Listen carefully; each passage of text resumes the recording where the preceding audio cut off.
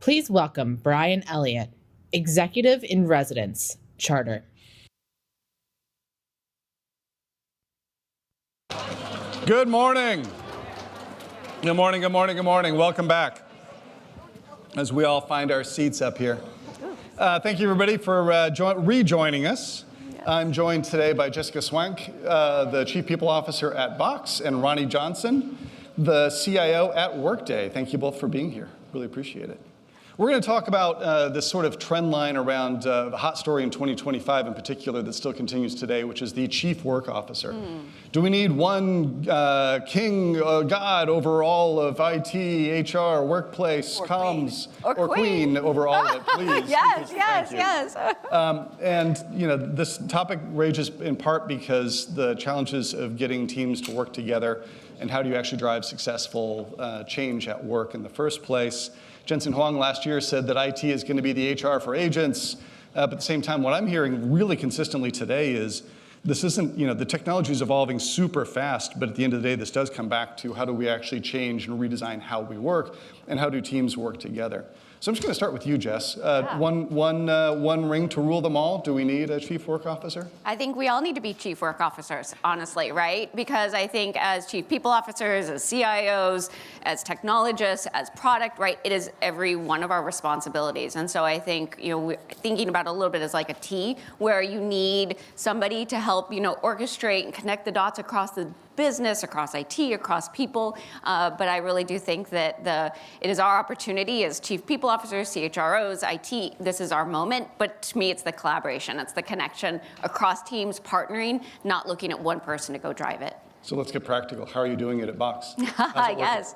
So at Box, a couple things we're doing is one, we have created what we call our AI Transformation Office. And that includes our CIO, Ravi, and he and I are super close, myself, and then also our COO. And then we do have our CEO's program, or Chief of Staff, who's PMing it. So we do have, again, the drive, the execution. We also have an AI Governance Council. So again, security, compliance, privacy, incredibly important right now.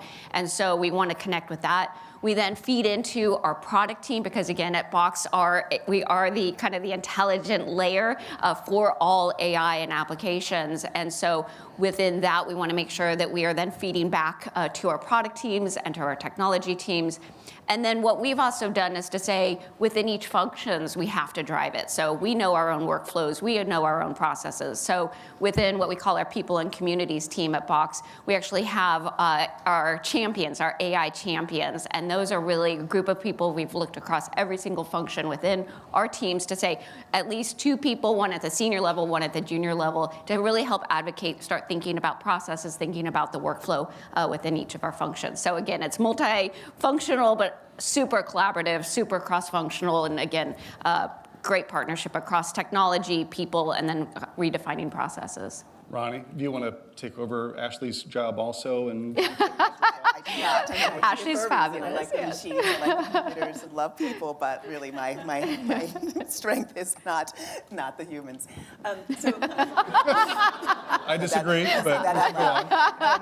So no, I love a new title more than anybody, and I love the idea of a Chief Work Officer, but the reality is it's a collaboration, and no title can make up for defining the right governance structures and making sure that you've got the right engagement models.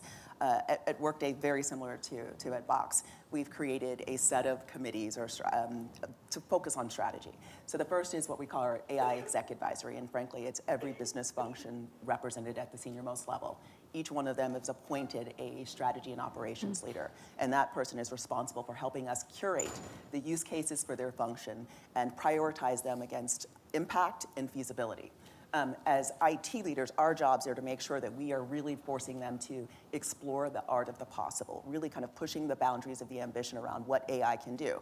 Sometimes they're too ambitious, and the reality is that tech is not there yet. And so we're kind of keeping them a bit grounded, but also as ambitious as possible, and kind of really kind of making sure that we're truly exploring the art of the possible. So we use this exec advisory, complemented by these strategy and ops leaders, to do that curation, prioritize those use cases, and then we have a team, what we call really, it's like we call it a tech advisory. Essentially, it's a council of operators. And so this is where we absolutely rely on our partners in HR to make sure that it's grounded in employee experience, that it's also grounded by our friends in legal and responsible AI, and then also that we're partnering really closely with our product and technology teams. So often they are very, very kind of on the leading edge of where the technology can go. And so this group, our Technology Advisory Council, really helps us ground the ambition and the opportunity in the reality of operations, and it's been a wonderful partnership.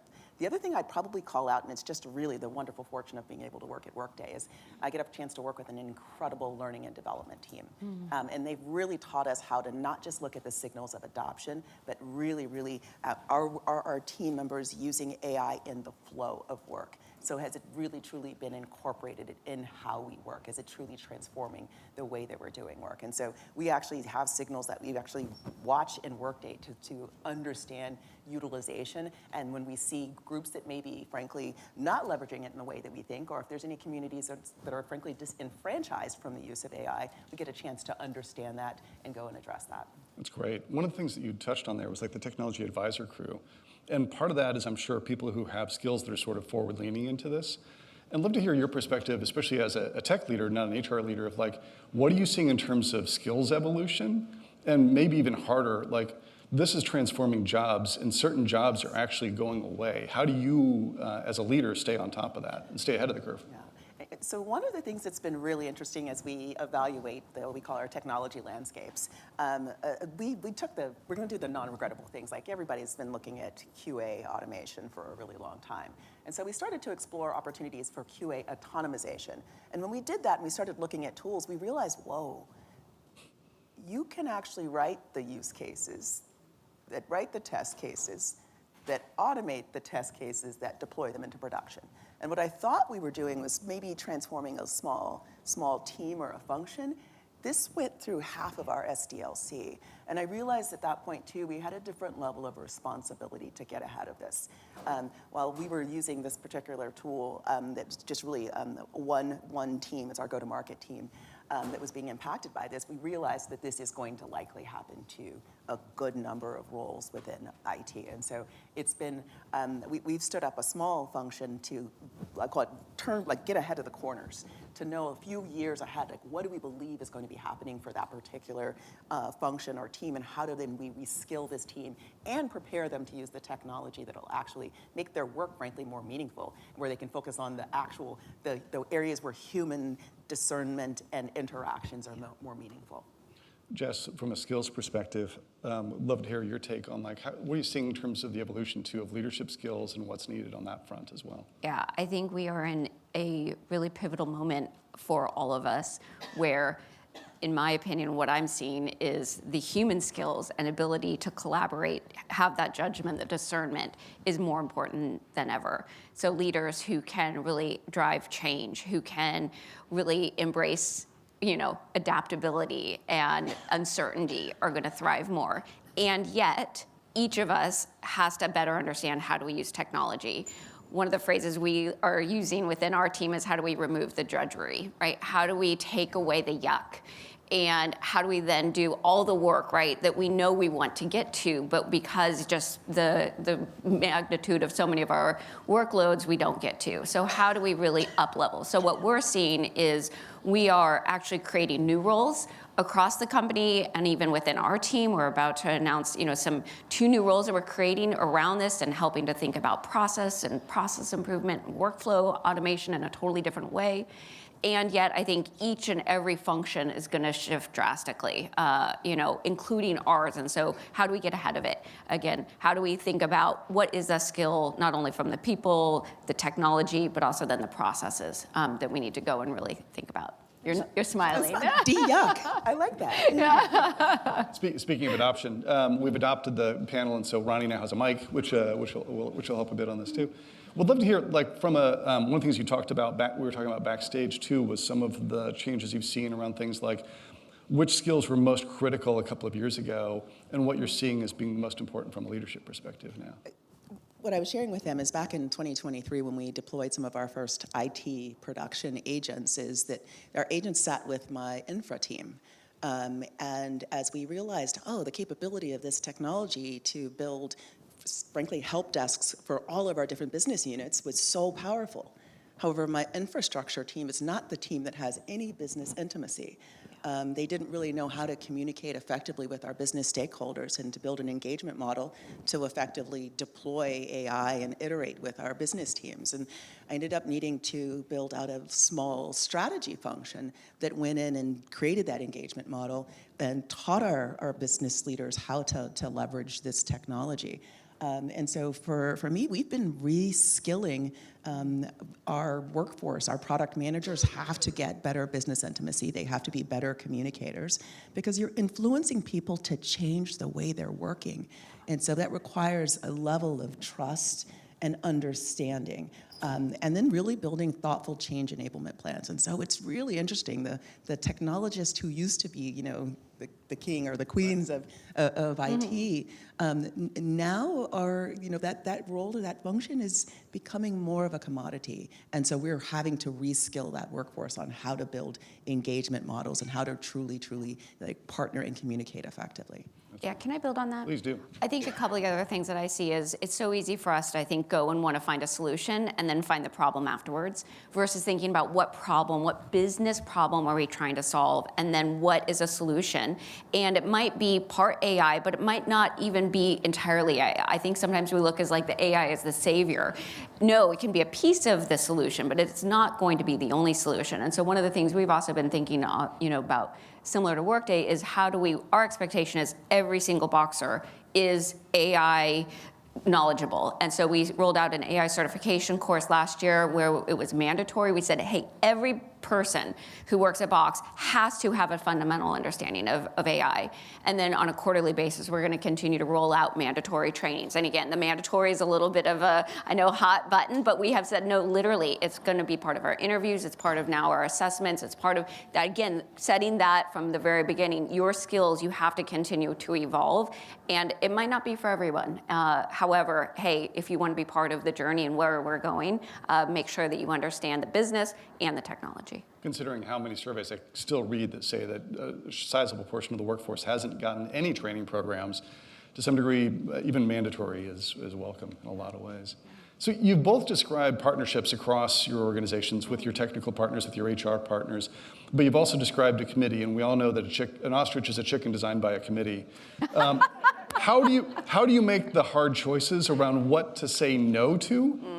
Because there's just not enough resources ever to go around, and I think that's a big part of the challenge often. So from a prioritization perspective, whoever wants to, Rani, you want to go first? I'll start, yes. So one of the things that we've done is our AI Exec Advisory actually has oversight as to what we're making actual incremental AI investments in. And one of the things that we pledged to this committee is total transparency. And so we actually score the impact and the feasibility of the AI, but in impact, there's a lot of different kind of parameters. It could be, does this impact our agility? Will this actually return an investment because we know I call it the mean time to resolution or the case deflection rate, which is literally a quantifiable kind of return on value. In other cases, this might be reducing risk. And so we've got these different parameters that we actually score and weight, and we prioritize those investments based on this scoring mechanism. But ultimately what it comes down to, we're looking for that perfect intersection in high impact use cases with high feasibility, meaning that we can deploy and get to value quickly. Yeah, That's right. Very similar. So, and I love the high impact, high feasibility, and then mapping that out, right? And mapping where the technology is. And so you might have a great idea, but the technology hasn't caught up. So it might be, hey, we're going to put that on the roadmap 6 months, a year and a half from now. The other thing we're doing is we are calling what we call our hero agents. And those are the biggest bets that we're going to make as a company, that we're going to also then with our customers are solving our biggest customer pain points. But then we also are trying to say, kind of the bottoms up of, again, every function needs to look at every single one of their processes and who there's a SMEs. One of the things we actually did that was pretty effective, we had essentially a workshop within I mentioned we have our PNC champions, AI champions, and then we had a workshop where we brought in consultants from our IT organization and also from our business consulting group, and we said, hey, here we're stuck on the technology side, help us through this, and then also better understand the business and kind of what are the problems. problems. So that's also, I think, that collaboration and really thinking about how do we drive, again, the impact and the prioritization. And then I think testing and iterating. Not every agent is going to be created the same. So how do you put it out there? How do you evolve? How do you kind of test it? How do you maybe combine agents, make it into a superhero agent across teams, and then roll it out more broadly? Go ahead. I was going to add one thing. One of the things that's gotten really interesting is we're probably about a little over 3 years into our journey of at least generative AI and agents.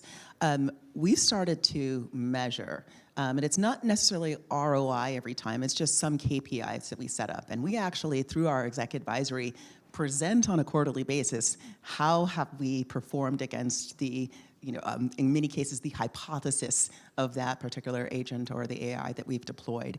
And when we see some of those that are in the lower performance, we actually make the decision like, hey, we could be investing our time in something else. And so we have started the process of basically decommissioning things that didn't have some of the higher ROI or just didn't hit the outcomes that we thought of or we thought we'd achieve in our hypothesis.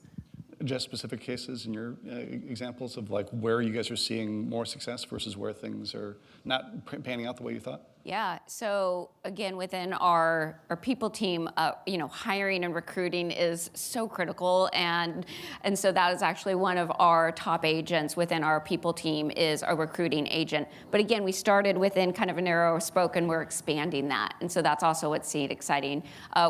We have a list of 6 priorities again where we did the impact analysis, and that we'll be rolling out, and then we have the hero agents again with customers, and we love learning from also our customers. And what problems are there, and how do we then bring that back to iterate on a solution? That's great. Yeah. The thing that permeates a lot of organizations, you guys have both touched on this in terms of both hero agents and the technical advisors and the people that have been going through this, is people's initial fears quite often about job security and how they're doing it. Love any insights that you've had along the journey of what's helped make that easier. Well, one of the things that we did at Workday is we rolled out a campaign in 2023 called Everyday AI, where we expected every one of our workmates to use AI every day. And it was really just a go play. Yeah. And we started with giving everybody access to productivity tools. For us, it was like Gemini, Miro, and Zoom AI. And we complemented it with several other things since then. We really just wanted them to go build gems, and we wanted to highlight the wonderful things that they had discovered. This was, non-regrettable, just learning. And I think for us, it just improved everybody's AI fluency. And in doing that, really, this is where we started to get incredible champions giving us use cases we never would have imagined that now go over to where we have to use our data scientists to actually help them, deploy that in, with real AI, ML, like I'm gonna say real, but like where it requires data scientists and like pretty senior folks who know how to do this. That has been incredible. And so when we built this kind of for fun, AI, each one of our functions started to do something similar. It's like, okay, I want a functional everyday AI style program where we can say for marketing, here are the 4 or 5 different AI tools we think that this community should be using. We even help them measure and monitor their use against kind of industry standards and against their peers and benchmarking. And then they actually share, like, what did they learn? What have they discovered? What outcomes they've achieved? And so we start to share against all of our different functions what has been, accomplished. And so we're just celebrating it over and over. And so it's starting to feed and fuel itself. And so for us, we didn't lean into the fear. We really wanted people to experiment, because when they were in control of their own kind of destiny with AI, they were actually using AI to make their jobs, again, more meaningful or impactful, and like doing the things that humans will always do better than machines. Choice and autonomy. Yeah. Really big. And I think that the reality is that, in my opinion, every single role is going to be impacted by AI. Yeah. And so some roles we are gonna probably need fewer of, because again, removing the drudgery, right? Where we've maybe had humans then, because we didn't have the technology. However, I'm also seeing new roles that we are creating that we've never created before. I think it's also fundamentally shifting just the way organizations, how teams organize, how do we think about managers, how do we think about, kind of how organizational structure, organizational design, some of the traditional, like, spans and layers. I don't know. How do you think about spans and layers when you're managing agents and people and sub-agents? So I think, to me, it's not only about the conversation of just reducing roles. It is how it is fundamentally, I think, we are in such a tectonic shift for all of us and as an industry. And what excites me is, like, we get to be on the front of it with our amazing partners, right? But let's not sit behind. Let's really think about maybe we need to rethink some of the old, kind of things that we've said is just the facts and say, I don't know, is it that way? And can we do it better? Can we do it differently, more productively, higher quality, and also higher velocity? I can't think of a better advertisement for why we're all here today than the fact that everybody's jobs are changing, and we've got a lot of change in front of us. Jessica Swank, Rani Johnson, thank you very much for being with us today. Thank you, Brian.